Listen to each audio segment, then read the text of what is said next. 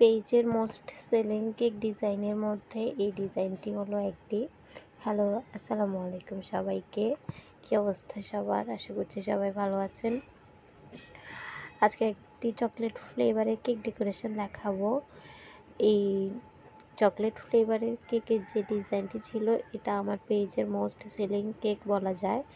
এই যে এই ডিজাইনটি নিয়ে কতবার করেছি আমি নিজেও ভুলে গেছি।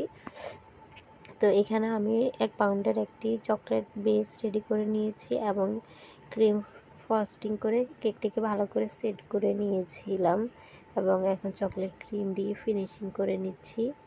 ফিনিশিংয়ের পর আমি কেকের উপরে চকলেট গার্নিশ দিয়ে ভালো করে কোট করে নিচ্ছি। এই কেকের জন্য যে বলগুলো ইউজ করব সেগুলো আমি আগে থেকে রেডি করে ডিপ ফ্রিজে বক্সে করে রেখে দিয়েছি। এখন আমি কেকের উপরে বলগুলো সেট করে নিচ্ছি। এই কেকের ডিজাইনটি খুবই সিম্পল বাট দেখতে অনেক বেশি গর্জিয়াস লাগে।